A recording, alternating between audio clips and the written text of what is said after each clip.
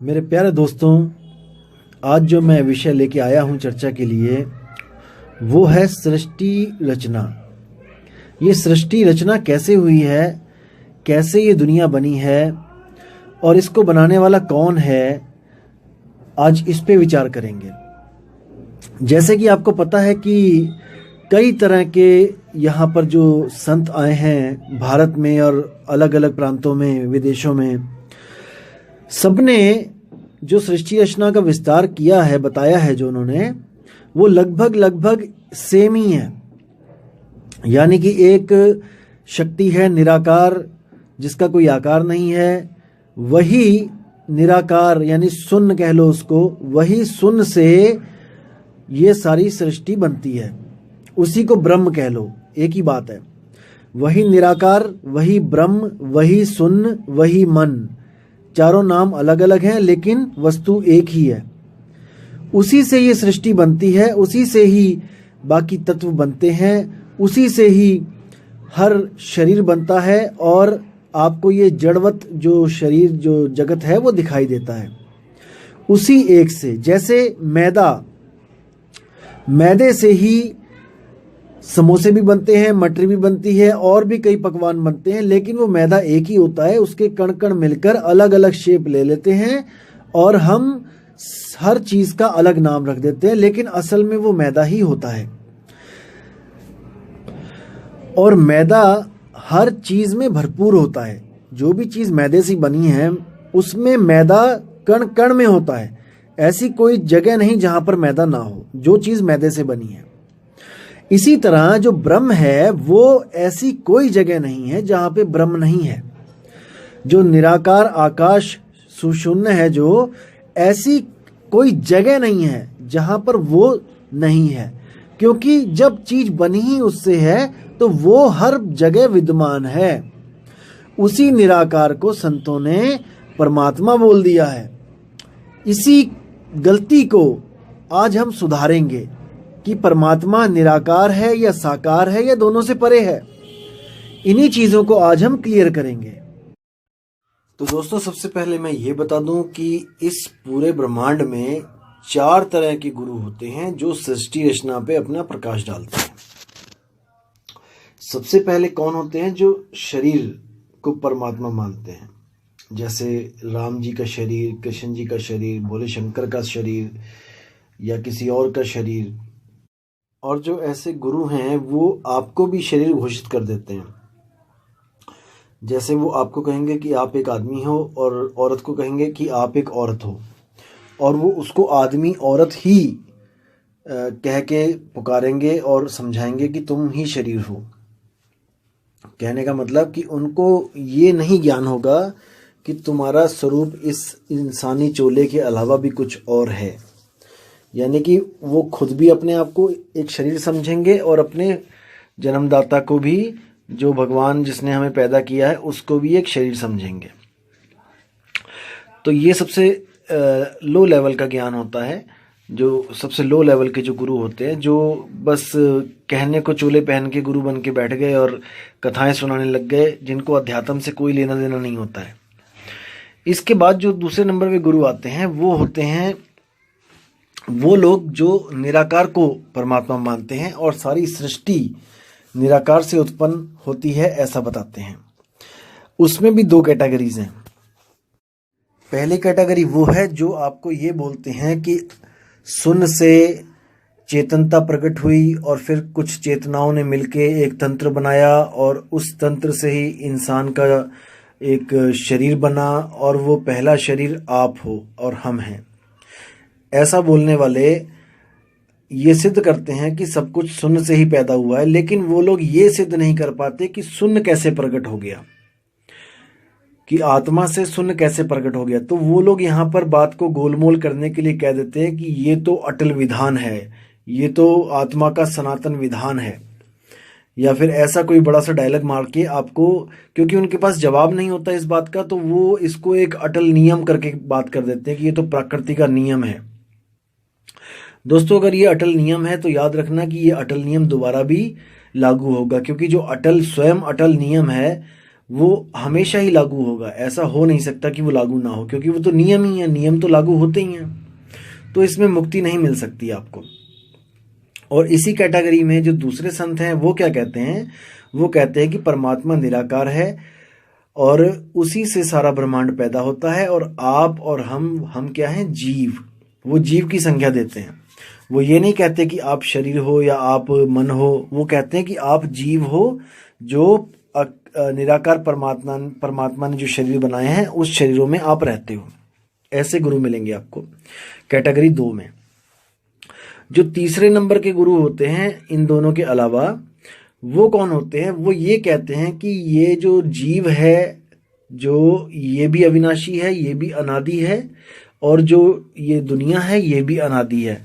ना तो जीव को किसी ने बनाया और ना ही दुनिया को किसी ने बनाया, ये दोनों ही शुरू से थे। ऐसे लोग आपको मिलेंगे कबीर पंथ में मिल जाएंगे, स्पेशली पारक सिद्धांत वाले।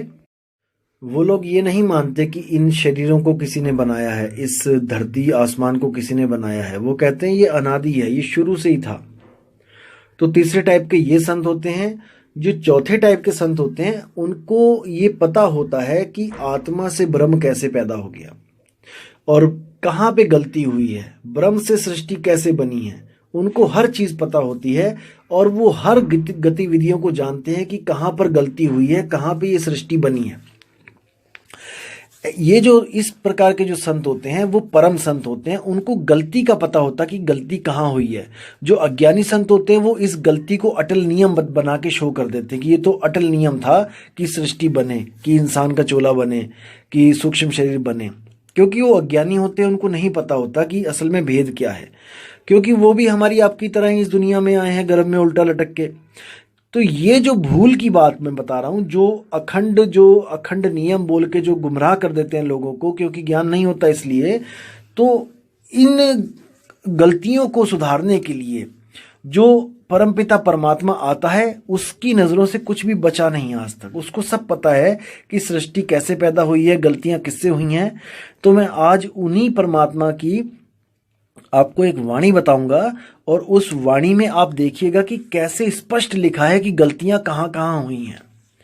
आप और हम दोनों जानते हैं कि सनातन इस दुनिया में अगर कुछ है तो वो आत्मा है। आत्मा से ऊपर कुछ नहीं है। मैंने फिर बोला आपको कि परमात्मा केवल अपने कुछ गुण के कारण परमात्मा कहला रहा है, अदरवाइज वो भी एक आत्मा ही है, क्योंकि उसके नाम के आगे परम लगा दिया गया है, क्योंकि वो कभी गलती नहीं करता, भूल नहीं करता। बस यही कारण है कि वो परमात्मा कहला रहा है और हम सब आत्माएं कहला रही हैं। असल में आत्मा ही सनातन है, और सनातन जो है उसी से गलती हुई है, आत्मा से ही गलती हुई है। ये मैं कह रहा हूं इसलिए आपको यकीन नहीं हो रहा, लेकिन मैं आपको कबीर साहब की वाणी से प्रूफ करता हूं कि ये कैसे हुआ है। तब शायद आपको समझ में आए और आपकी जो विवेक बुद्धि है वो शायद ज़्यादा काम करने लग जाए। तो शुरू करते हैं वाणी। संतों ऐसी भूल जग माही, जाते जीव मिथ्या में जाही। तो साहिब कह रहे हैं कि संतों, देखो हम लोग महामूर्ख अज्ञानी लोग हैं, फिर भी कबीर साहब में इतनी शालीनता है कि वो हमें अज्ञानियों को संतों कह के पुकार रहे हैं। और हम जैसे मूर्ख, देखो उन संतों को हम लोग अज्ञानी, फंसाने वाला, मूर्ख, पता नहीं क्या क्या बोल देते हैं। यहां से पता लगता है कि बुद्धि का लेवल कितना है हम लोग का। तो आप समझदार हैं, आप समझिए इस ज्ञान को। तो क्या कहते हैं, संतों ऐसी भूल जग माही, जाते जीव मिथ्या में जाही। साहिब कह रहे हैं कि ऐसी भूल जगत में पड़ गई है जिससे हर जीव झूठ की राह पे चला हुआ है, यानी झूठी मुक्तियों के चक्कर में फंसा हुआ है।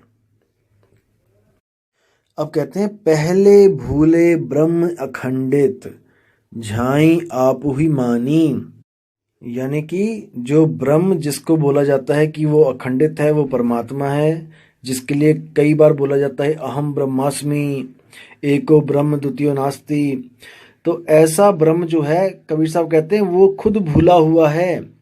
वो अपने स्वरूप को भूल के अपनी ही परछाई को सत्य मान के बैठ गया, और इसी परछाई से उसने इच्छा करके, अभिमान प्रकट करके ये सृष्टि रच दी। झाई में भूलत इच्छा कीनी, इच्छा ते अभिमानी, अभिमानी करता हुए बैठे, यानी अभिमानी होकर कर्ता पुरुष बन बैठा, वो इस दुनिया को बनाने वाला बन बैठा और उसने दुनिया प्रकट कर दी। अभिमानी करता हुए बैठे, नाना पंथ चलाया, वही भूल में सब जग भूला, भूल का मरम न पाया। अब जैसे ही उसने ये भूल करी और इस सृष्टि को बनाया, तो हम लोग जो थे, हम लोग भी उसी भूल में भूल गए। जितनी भी आत्माएं थी वो सब भूल गईं उसी की भूल में। जैसे वो भूला ऐसे ही सब भूलते चले गए। वही भूल में सब जग भूला, यानी एक ही भूल थी हमारी सबकी और उसी में हम भूलते चले गए। 184 भूलते कहिए, भूलते जग बिटमाया, जो है सनातन सोई भूला, अब सो भूल ही खाया। देखो कितना साफ बोल दिया कबीर साहब ने कि 184 भूलते कहिए, कि 184 जो जूने बनी है वो सब हमारी भूल से ही बनी है। भूलते जग बिटमाया, जो है सनातन सोई भूला। अब जो सनातन है, जो आत्मदेव है, जिसको आत्मा कहते हैं वही सबसे पहले भूल गया, वही भूला हुआ है। अभी तक उसकी भूल ठीक नहीं हुई है, अभी तक वो सुरती उसकी धक्के खा रही है। भूल मिटे गुरु मिले पारखी, पारख दे लखाई, कहें कबीर भूल की औषध, पारख सबकी भाई। देखो कितना प्यारा शब्द है। कहते हैं भूल मिटे गुरु मिले पारखी। भूल तब मिटती है जब पारखी गुरु मिल जाता है। पारखी गुरु का मतलब ये नहीं कि पारख सिद्धांत वाला, पारखी का मतलब है जो परख करना जानता है वो गुरु, क्योंकि गुरु की परख के द्वारा ही चेले की परख काम करती है। अगर गुरु ही पारखी नहीं है तो चेला पारखी नहीं हो सकता।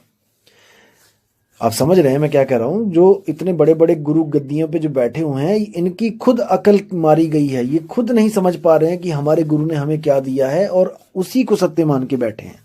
अपनी बुद्धि चलानी इन्होंने छोड़ दी है, इसलिए परख इनकी मर गई है।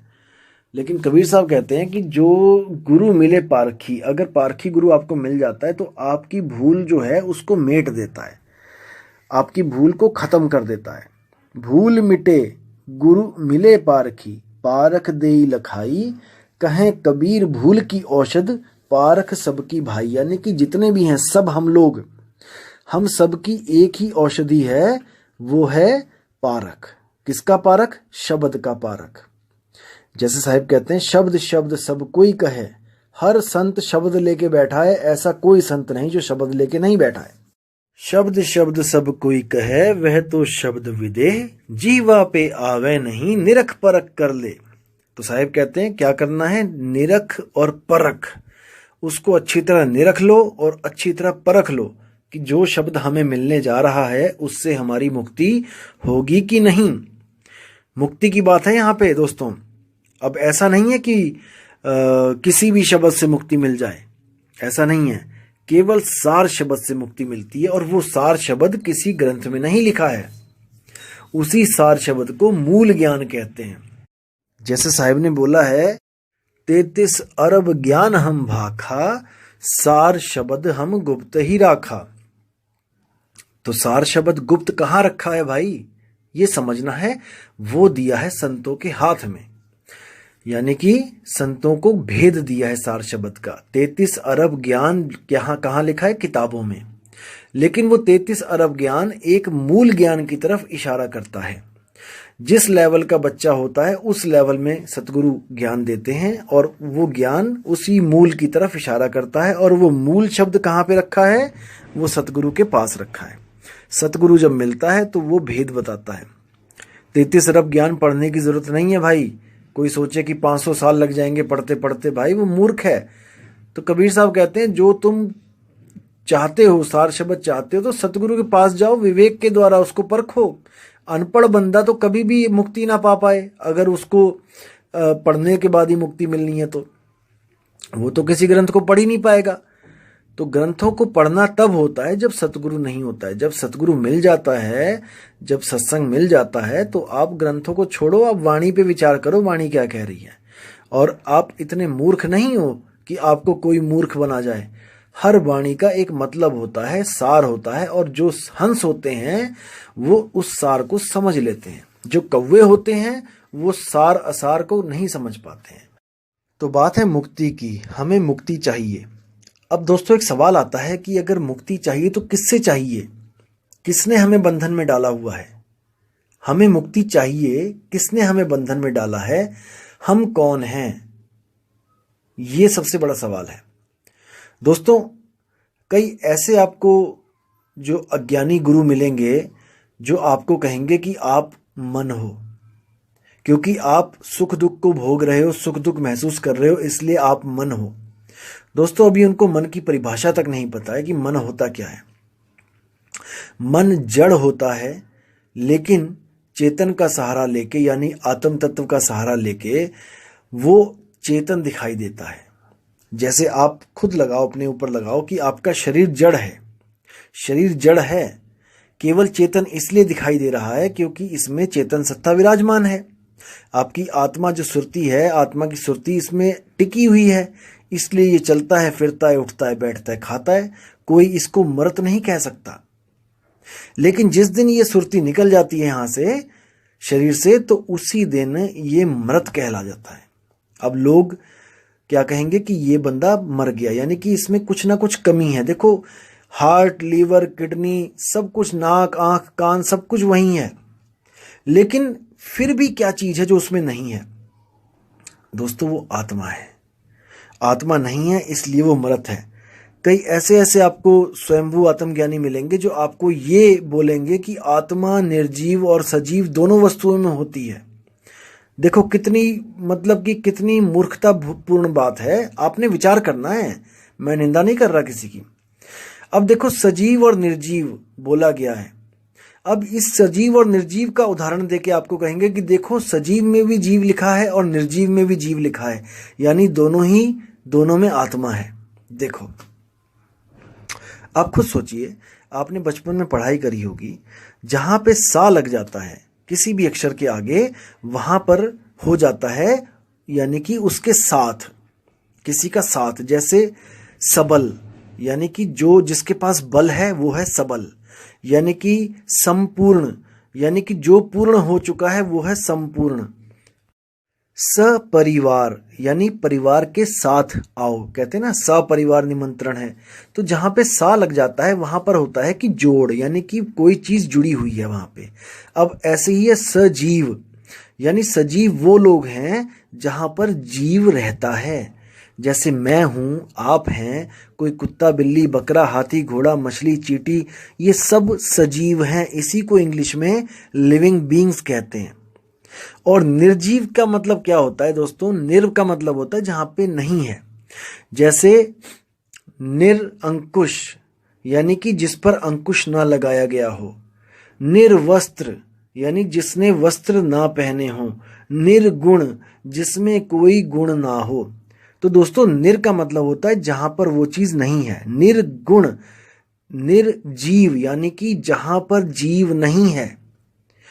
अब इसको समझना है। जैसे मेज, कुर्सी, पत्थर, ये सब निर्जीव हैं, इनमें जीवन नहीं है, इनमें चेतना नहीं है। इनको आप काटोगे, मारोगे, ये चीखेंगे, चिल्लाएंगे नहीं, ये अपना बचाव नहीं करेंगे। लेकिन जहां पर भी कोई जीव है वो अपना बचाव करेगा। अब आप कहोगे कि पेड़ में जीव होता है, लेकिन पेड़ बचाव क्यों नहीं करते? दोस्तों उनमें जीव है, लेकिन उनकी जो चेतना है वो बहुत सूक्ष्म है। अब जो पिक्चर प्लांट है, अब पिक्चर प्लांट देखिए आप, वो क्या करता है, जैसे ही उसके मुंह में कोई कीड़ा जाता है वो एकदम अपने मुंह को बंद कर लेता है, यानी कि वो जीवित है, वो एक्शन टू रिएक्शन काम कर रहा है। जैसे छुई मुई का पेड़ होता है, आप उसको जैसे ही स्पर्श करेंगे तो वो एकदम मुरझा जाएगी। तो इसका मतलब कि जीव है, लेकिन चेतना उसमें बाकी पौधों के मुकाबले थोड़ी सी ज्यादा है। लेकिन उसी छुई मुई का पेड़ आप उखाड़ दें जमीन में से और पड़ा रहने दें, अब वो वर्क नहीं करेगा, क्योंकि अब उसमें जीव नहीं है। दोस्तों यही संज्ञा होती है जीव और संजीव और निर्जीव की, सजीव और निर्जीव की। लेकिन ऐसे स्वयंभू यहां पर बैठे हुए हैं ज्ञान देने के लिए कि दोस्तों क्या बोलूं मैं। अब बात चल रही है मुक्ति की। अब मुक्ति क्या चीज होती है, इस पे डिस्कस कर लेते हैं।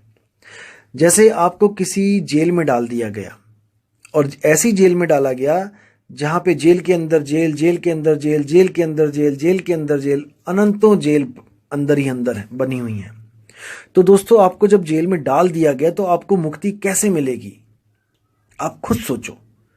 जैसे आप मुक्त अवस्था में अपने घर में बैठे थे, आपको 4 पुलिस वाले वहां से पकड़ के लेके गए और जेल के अंदर आपको डाल दिया। दरवाजे से एंटर किया उन्होंने, कार लेके गए जीप में, आपको दरवाजे से एंटर करवाया अंदर और अंदर आपको जेल में डाल दिया। उसके बाद जेल के अंदर जेल के अंदर जेल, ऐसे हजारों अरबों जेल हैं जो कभी खत्म नहीं होंगी।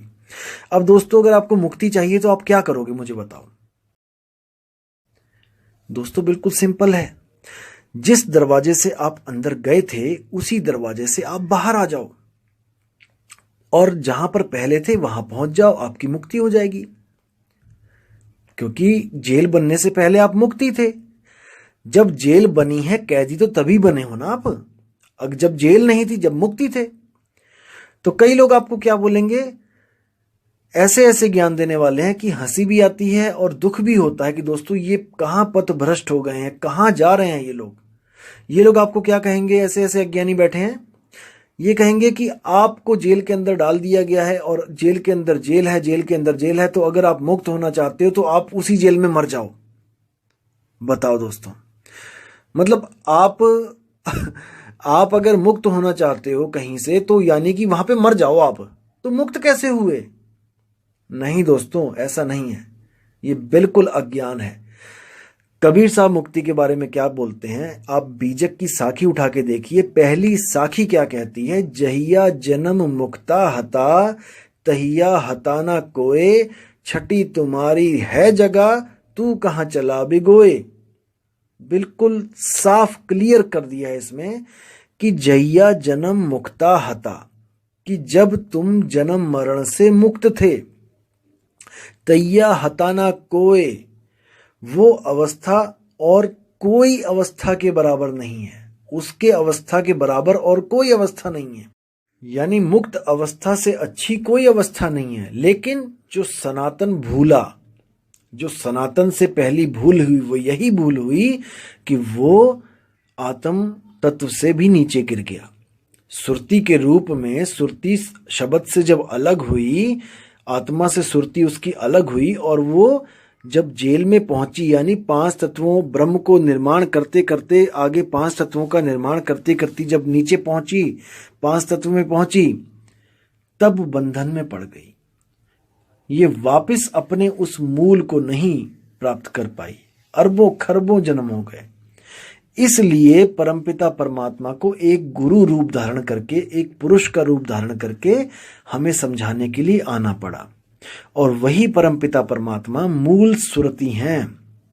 मूल सुरति का मतलब होता है वो शब्द जो अपने ज्ञान में रह के सुरति के द्वारा हमें समझाने आता है, अपने ज्ञान में रह के। दोस्तों, कहने का मतलब है कि वो किसी गर्भ जून से नहीं आता उल्टा लटक के, क्योंकि गर्भ जून ही अज्ञान है।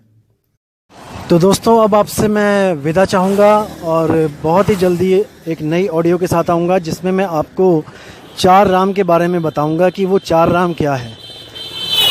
तो आप लोगों का दिन मंगलमय हो, यही चाहूँगा मैं परमपिता परमात्मा से। तब तक के लिए मुझे आज्ञा दें।